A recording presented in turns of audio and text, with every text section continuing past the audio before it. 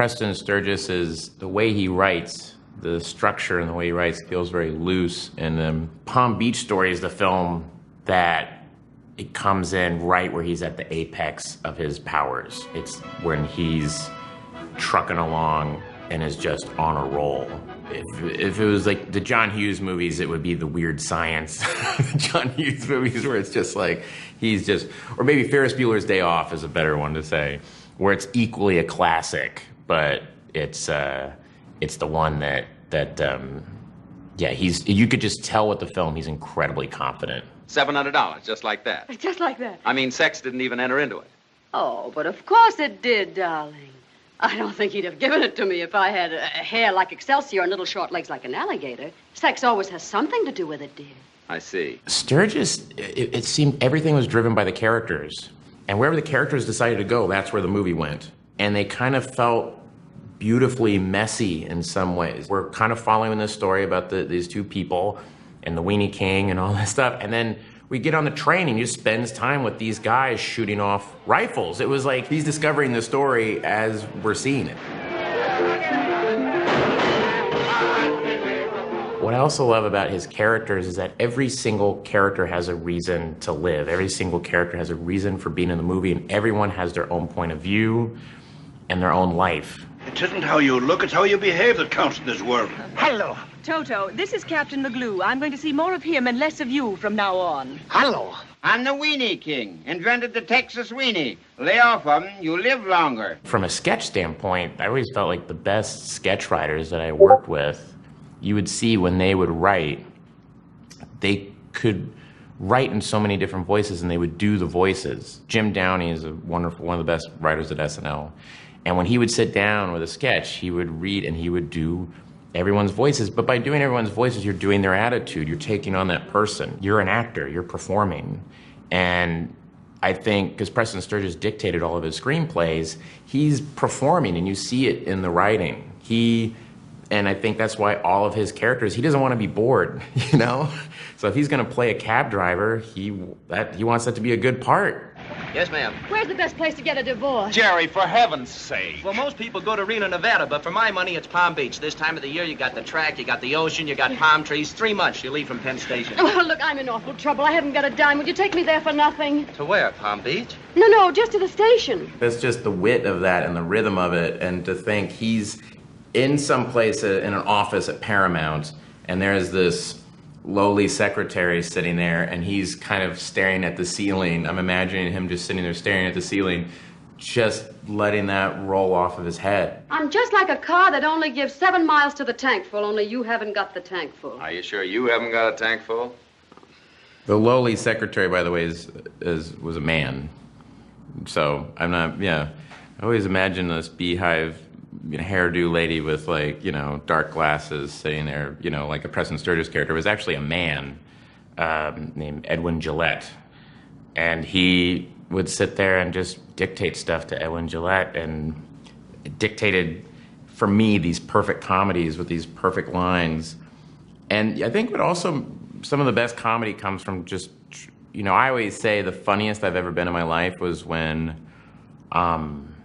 I was in the lunchroom with my friends, and there was no pressure on, is this gonna play? Are we gonna offend anybody? Does that make sense? There's all these things in comedy that you can note it to death because it's so subjective. And you get a sense with these Preston Sturges movies that he's just writing for himself. And maybe Edwin Gillette, he's just trying to make that guy laugh. She got in by mistake, but she's leaving the first thing in the morning. What? The manager cupping his hands. She's leaving first thing in the morning. The Weenie King. Who, my wife? You going home to see your mother?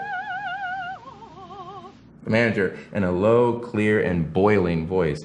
I said, she's leaving in the morning.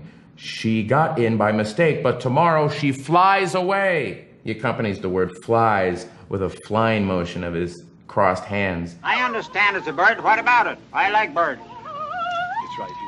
You get Preston Sturges' rhythm and all that. What did you say? What? I mean, and you see it in other people, especially the Coen brothers love that. The irony of bringing things back and repeating the same phrase. Now, I have a certain thought. I have a certain thought also, and it's that bracelet. Mac. I'm very glad you brought that up. Mac is delighted with it, Snoodles. He shouldn't be. He isn't. Fine. The first bracelet my sister got, I punched the fellow right in the nose. Fellow by the name of Wallace. I can see we understand each other perfectly. I didn't like it any more than you do this. You're reading my mind. Splendid. The other thing that's interesting is how much he describes them. You know, actors usually hate that, that lower thing, you know, you say it disgustedly. A lot of times as an actor, you just don't pay attention to those things.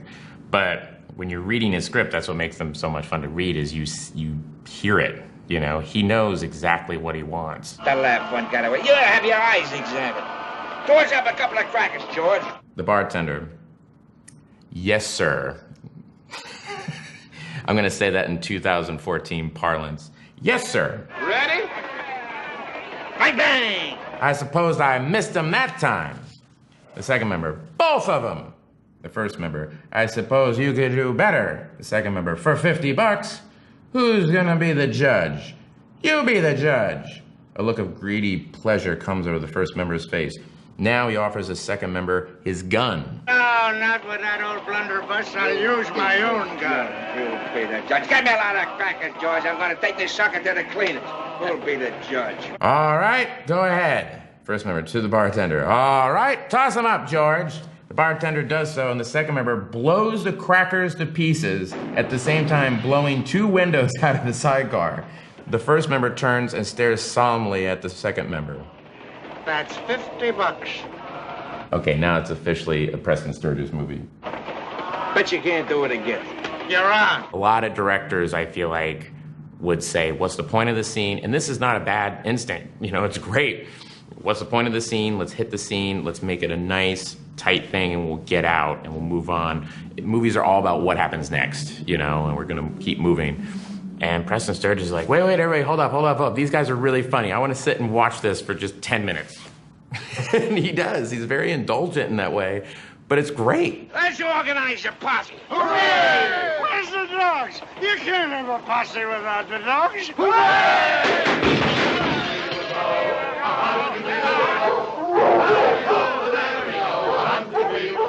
The other thing about Preston Sturges is, and the Coen brothers are huge Sturges fans, and they kind of, you know, admittedly will run into this, where they're, you know, they paint themselves in a corner and they don't know how to get out of it. The ending is that there's twins, and it feels, it's a little weird. I don't suppose you have a sister?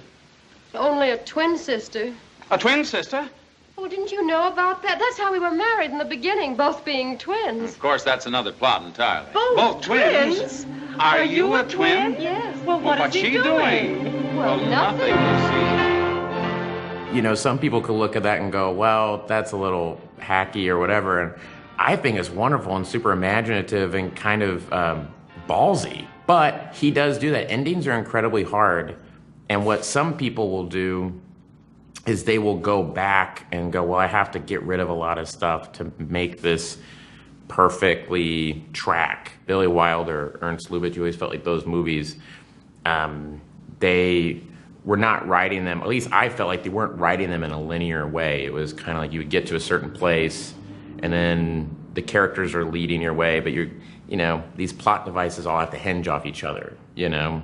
And if the ending isn't working, if we don't get, you know, if it's the mousetrap doesn't fall where it's supposed to, well, let's reconstruct all this other stuff, you know, so it falls where we want it to fall and makes sense.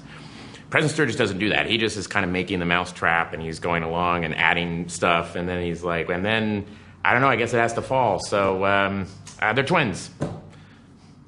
Fuck you, they're twins.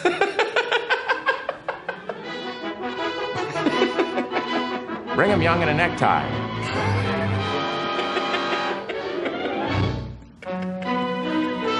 Why, Snoodles, you rat.